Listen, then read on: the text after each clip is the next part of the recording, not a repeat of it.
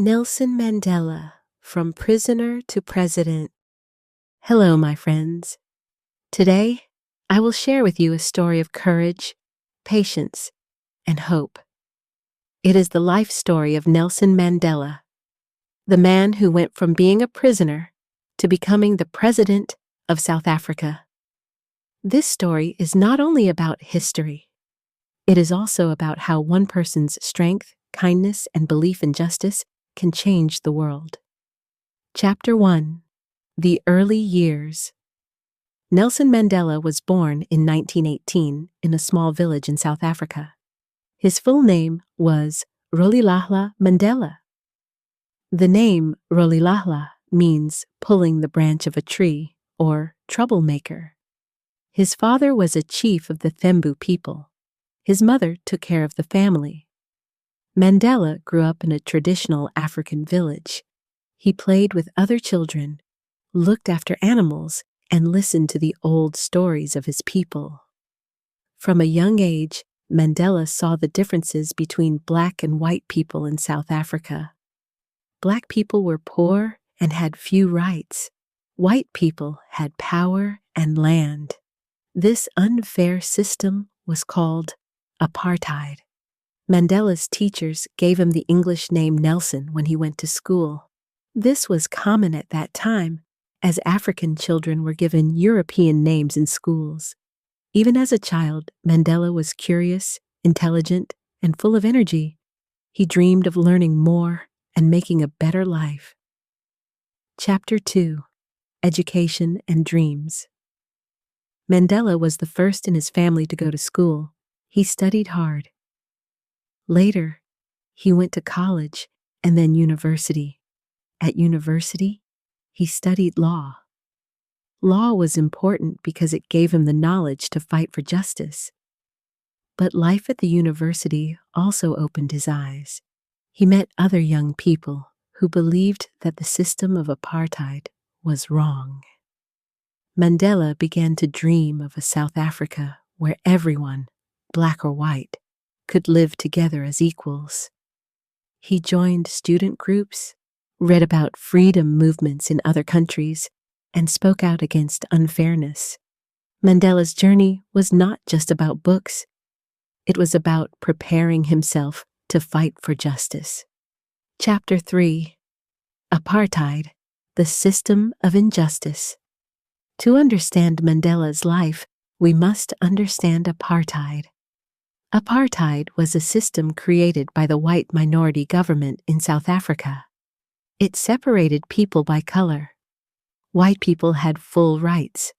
Black people had almost no rights. People of mixed race or Indian background were also treated unfairly.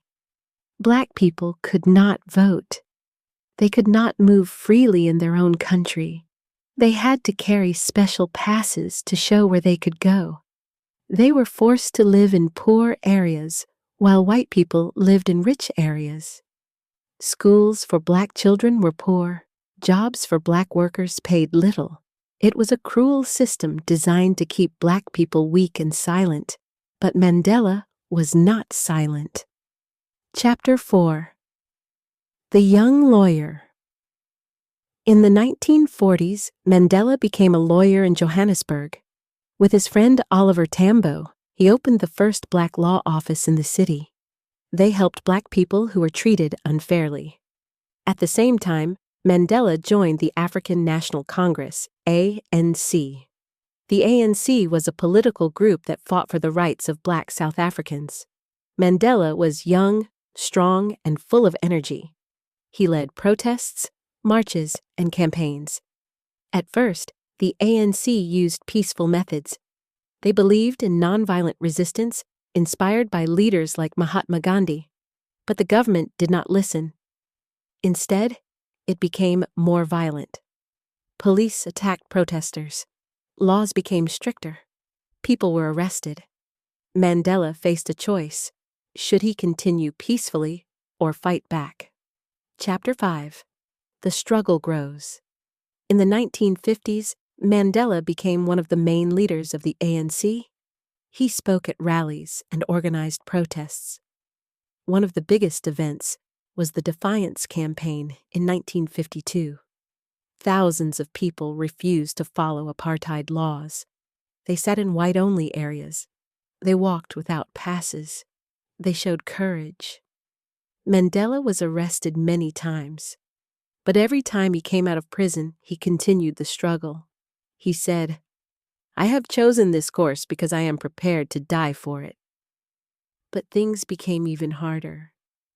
In 1960, police shot and killed 69 people at a peaceful protest in a place called Sharpeville. After Sharpeville, Mandela and the ANC decided they could not stay peaceful. They created a new group called Umkhonto we Sizwe, Spear of the Nation. This group used sabotage against government buildings, but Mandela was careful. He did not want to kill people. His goal was to fight the system, not to destroy lives. Chapter 6. The Arrest. In 1962, Mandela was arrested. He was accused of leaving the country without permission and organizing protests. Later, he was put on trial with other leaders of the ANC. The trial was called the Rivonia Trial. Mandela and his friends were accused of trying to overthrow the government. At the trial, Mandela gave a famous speech. He said, "I have cherished the ideal of a democratic and free society in which all persons live together in harmony and with equal opportunities. It is an ideal which I hope to live for and to achieve. But if needs be, it is an ideal for which I am prepared to die." The court did not sentence him to death. Instead, he was given life imprisonment. Mandela was sent to Robben Island, a prison off the coast of South Africa. He was 46 years old. Chapter 7. Life in Prison. Mandela spent 27 years in prison. On Robben Island, life was hard. Prisoners had to do heavy work, like breaking stones. They were given little food. They were not allowed newspapers or radios. Mandela lived in a small cell with almost nothing inside. But Mandela did not give up. He used prison as a place to learn, teach, and grow stronger. He studied books. He wrote secretly. He taught other prisoners. Mandela became a symbol of hope. People outside the prison heard about his courage. Around the world, people began to say, "Free Nelson Mandela." Even though he was behind bars, his spirit was free. Chapter 8. The world changes. While Mandela was in prison, the world was changing. In the 1970s and 1980s, more and more people began to fight against apartheid. Students in South Africa protested. Workers went on strike. The government used violence, but the movement grew stronger. At the same time, other countries around the world punished South Africa. They refused to trade. They demanded Mandela's release. The pressure became too much. Chapter 9. Freedom at Last. Finally, in 1990, after 27 years, Nelson Mandela was released from prison. When he walked out, holding the hand of his wife Winnie, the world cheered. Mandela was older. His hair was gray, but his spirit was still strong. He did not call for revenge. Instead, he spoke about peace, forgiveness, and building a new South Africa. Mandela said, "Courage is not the absence of fear. It's inspiring others to move beyond it." He began to work with the government to end apartheid. Chapter 10. From Prisoner to President. In 1994, South Africa held its first democratic election. For the first time, Black people could vote. Millions of people stood in long lines to cast their vote. The winner was clear. Nelson Mandela became the first Black president of South Africa. It was a historic moment. A man who had spent 27 years in prison was now the leader of the country. Mandela used his time as president to unite South Africa. He asked black and white people to forgive and to build the nation together.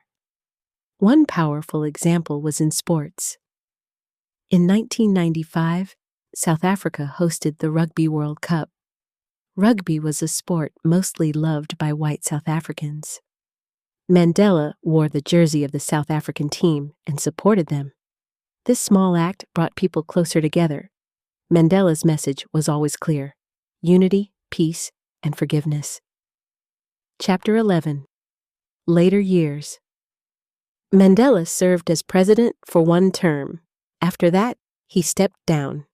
He continued to work for peace, education, and health. He spoke about AIDS awareness, children's rights, and freedom across the world. Mandela became a global hero. People called him Madiba, a name of respect from his tribe. He received the Nobel Peace Prize in 1993. He wrote books, gave speeches, and inspired millions. Mandela passed away in 2013 at the age of 95. The whole world mourned. Leaders and ordinary people alike honored his life. Chapter 12. Lessons from Mandela. Mandela's story is not just history. It gives us lessons for life, patience, and hope. Even after 27 years in prison, he never lost hope. Forgiveness. Instead of hate, he chose forgiveness. Courage. He was not without fear, but he acted with courage. Service.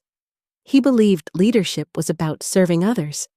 Mandela once said, "Education is the most powerful weapon which you can use to change the world." And he lived by this truth.